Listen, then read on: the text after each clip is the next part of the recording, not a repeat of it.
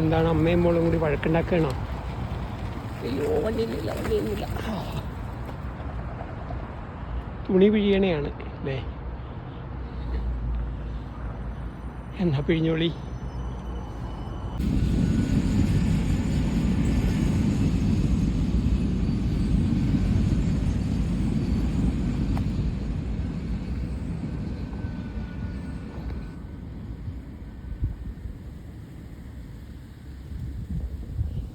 ചുവപ്പും മഞ്ഞയും ഇലകളായിട്ട് എത്ര സുന്ദരമാണെന്ന് നോക്കിയാൽ. മഞ്ഞ ചുവപ്പ് ഓട്ടത്തിൻ്റെ ശിശിരത്തിൻ്റെ പ്രത്യേകതയാണ്. ഞാൻ ഫിൻലാൻഡിലാണ് നിൽക്കുന്നത്. ഈ യോട്ടുകളിലൊക്കെ ചിലതിലൊക്കെ ആളുകൾ താമസിക്കുന്നുണ്ട്. പിന്നെ നമുക്ക് വാടകയ്ക്ക് താമസിക്കാം. ആർക്കിടെക്ചറിൻ്റെ സൗന്ദര്യം നോക്കും.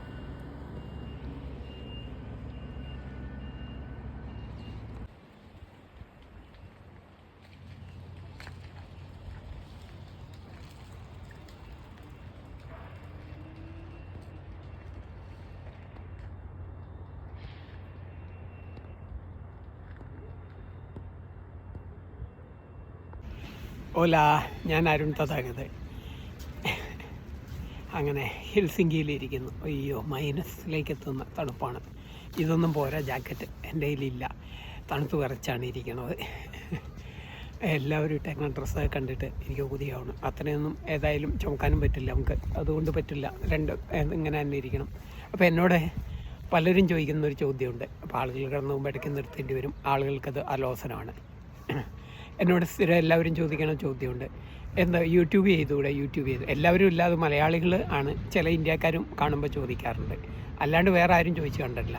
ഞാൻ യൂട്യൂബ് ഇല്ലാത്തതുകൊണ്ട് പല മലയാളികളും നമ്മളെ സ്വീകരിക്കാനോ നമ്മളെ സ്വീകരിച്ച് വലിയ ഇതാക്കണം എന്നല്ല പറഞ്ഞെങ്കിലും ഞാൻ ആവശ്യപ്പെട്ടേ. ഇപ്പം ഞാനിവിടെ നിന്നിട്ട് ഞാൻ പറയണു, ഞാൻ ഇത്രയും 1.5 കൊല്ലത്തെ യാത്രയ്ക്കിടയിൽ ഏതൊക്കെ എടുത്തു പോയി മലയാളികളെ അങ്ങോട്ടേക്ക് എന്നിട്ട് എനിക്ക് സംശയം തോന്നിയിട്ട് മലയാളി അല്ലേ എന്ന് അങ്ങോട്ടേക്ക് എന്ന് ചോദിച്ചല്ലാതെ ഒറ്റ ഒരാൾ.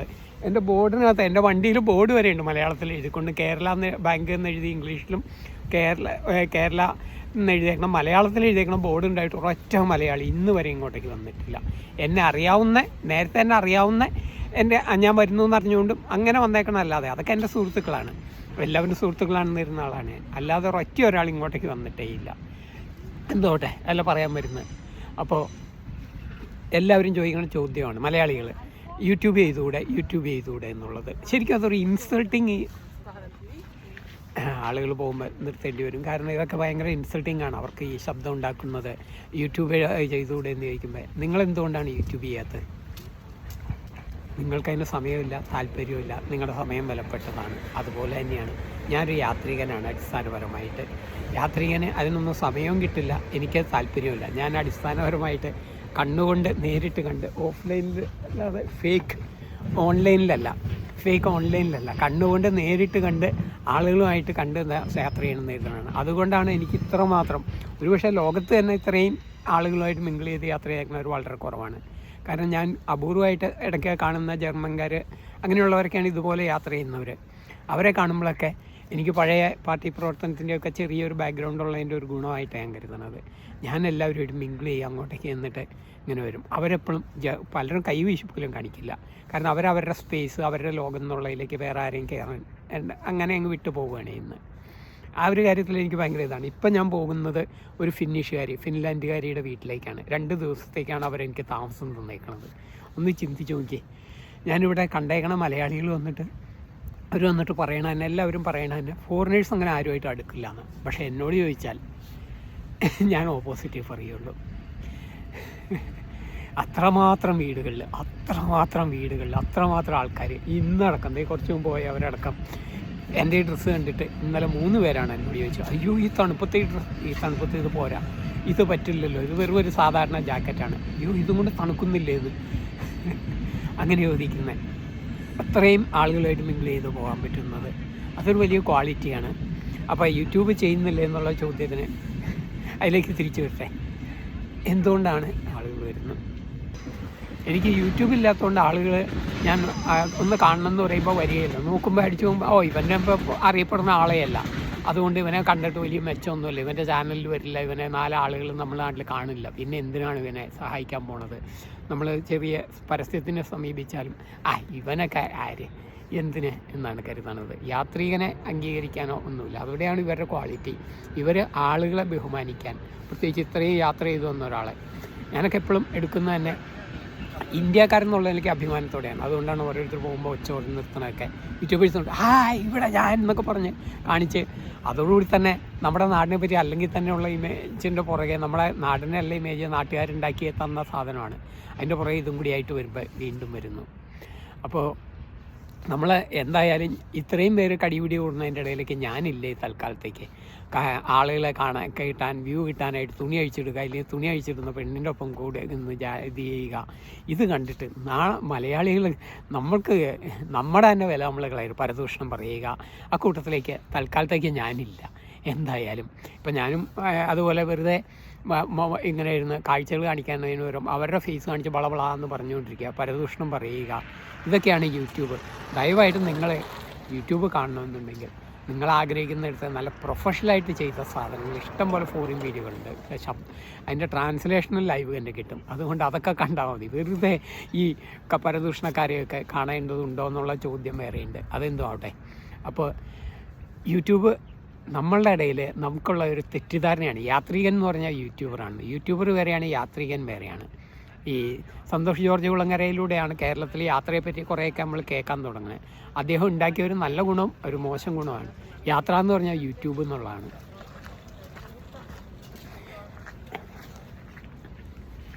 യാത്ര എന്ന് പറഞ്ഞാൽ യൂട്യൂബ് എന്നാണ് നമ്മളുടെയൊക്കെ ഒരു തെറ്റിദ്ധാരണ ഉണ്ടായിക്കണം തന്നെ. ഇവിടെയുള്ള ഏറ്റവും വലിയ ഗുണം ഇവരാരും തന്നെ, ഞാൻ ഈ കണ്ട യാത്രികരാരും തന്നെ യൂട്യൂബ് ഉണ്ടോയെന്ന് ഫോറിനേഴ്സ് എന്നോട് ചോദിച്ചിട്ടുമില്ല. അവർക്ക് ആർക്കും ഇല്ല താനും. എൻ്റെ ഒപ്പം നിന്ന് ഇത്രയും ആളുകൾ ഫോട്ടോ എടുക്കാൻ വരുന്നതൊക്കെ ഒറ്റ കാരണമേ ഉള്ളൂ, ഞാൻ ഇത് യൂട്യൂബിൽ ഇടുന്നില്ല എന്നുള്ള ഉറപ്പുകൊണ്ടാണ്. എനിക്കൊരാൾ $500 യൂറോയുടെ 50,000 രൂപയ്ക്ക് മുകളിൽ വിലയുള്ള ടെൻറ്റ് തന്നതുപോലും ഞാൻ യൂട്യൂബിലില്ല എന്നറിഞ്ഞപ്പോഴാണ്, അത് യാത്രികനാണെന്നറിഞ്ഞപ്പോഴാണ്, ജർമ്മനിയിൽ വെച്ച്. സന്തോഷ് ജോർജ് കുളങ്ങര തന്നെ പറയുന്നുണ്ട്, അദ്ദേഹം ഒരു യാത്രികനല്ല, അദ്ദേഹത്തിന് ഒരിക്കലും യാത്രികനാകാൻ പറ്റുകയില്ല എന്ന് പറഞ്ഞുകൊണ്ട്. 2004 കളർ വ്യൂ ഫൈൻഡർ വരുന്നത്. അതുവരെ അദ്ദേഹം ഈ കാഴ്ചകളെല്ലാം കണ്ടത് ബ്ലാക്ക് ആൻഡ് വൈറ്റ് വ്യൂ ഫൈൻഡറിലൂടെയാണെന്നൊക്കെ പറഞ്ഞുകൊണ്ട് അന്ന് ഇത് കേട്ടതാണ് ഞാൻ. അപ്പം ഞാൻ അന്ന് തീരുമാനിച്ചു, ഞാൻ യാത്രികനാകുമ്പോൾ എൻ്റെ ഇത് ഒരിക്കലും ഇങ്ങനെയല്ല യാത്ര പോകേണ്ടതെന്ന് അന്നേ തീരുമാനിച്ചാണ്. അതുകൊണ്ടാണ് ഏറ്റവും മനോഹരമായ യാത്ര നടത്തി ഇത്രയും ഫോറിനേഴ്സിൻ്റെ ഇടയിലൂടെ അവർക്കൊപ്പം അവരുടെ വീടുകളിൽ താമസിച്ച് ഇത്രയും മനോഹരമായിട്ട് യാത്ര ചെയ്യാൻ പറ്റുന്നത് തന്നെ അതുകൊണ്ടാണ്. അപ്പോൾ ദയവായിട്ട് ഇത്തരം ഇൻസൾട്ടിങ് ചോദ്യങ്ങളൊന്നും കൊണ്ടുവരില്ല. ഞാനൊരു യാത്രികനാണ്. എൻ്റെ അറിവിൽ നമുക്ക് കേരളത്തിൽ യാത്രികർ എന്ന് പറഞ്ഞൊരു സെഗ്മെൻറ്റ് തന്നെ കേൾക്കാൻ തുടങ്ങിയിട്ടില്ല. അപ്പോഴാണ് യൂട്യൂബ് വന്നതോടുകൂടി നമ്മളെ ധാരണയാണത്. അത് മാറ്റി നിർത്തുക. യാത്രികർ എന്ന് പറയുന്നത് എൻ്റെ അറിവിൽ കേരളത്തിൽ യാത്രികൻ ഒരു പക്ഷേ പ്രണവ് മോഹൻലാൽ ഉണ്ടായേക്കാം. അപ്പോൾ ഇതൊക്കെയാണ് യാത്ര എന്ന് പറയുന്നത്. അല്ലാതെ മറ്റേത് യൂട്യൂബും ഒച്ചപ്പാടും പരദൂഷണങ്ങളുമാണ്. അതല്ല യാത്ര.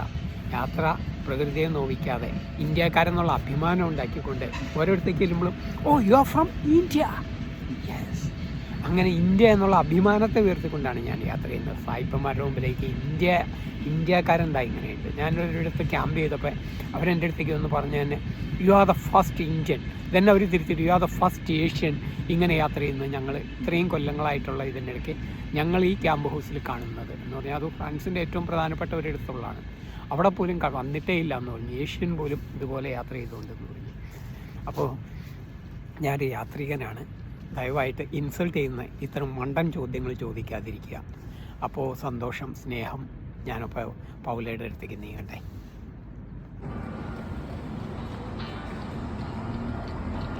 നമ്മുടെ കൃഷ്ണൻ പശുക്കളുമായിട്ടുള്ളതിനോരം ഇവിടെ അതേ സാധനം തന്നെ ചെമ്മരിയാട് ഇവിടുത്തെ സാധനങ്ങളുമായിട്ട്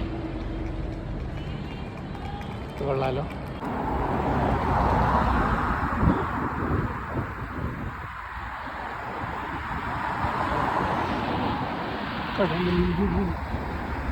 ഇതാ ഒരു സാധനം കാണിക്കാം അവിടെ.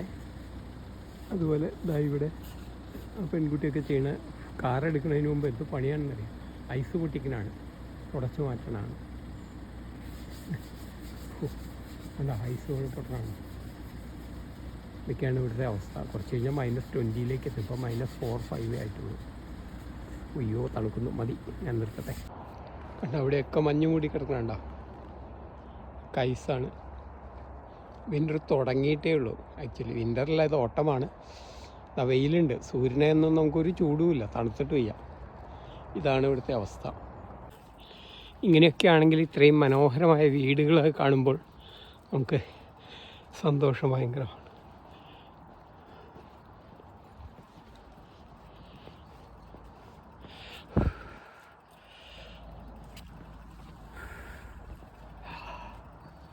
ഇതുണ്ടോ ഉച്ചയായി, ഇവിടെ ഇപ്പോഴും കിടക്കണുണ്ടോ മഞ്ഞ് ഐസാണ്.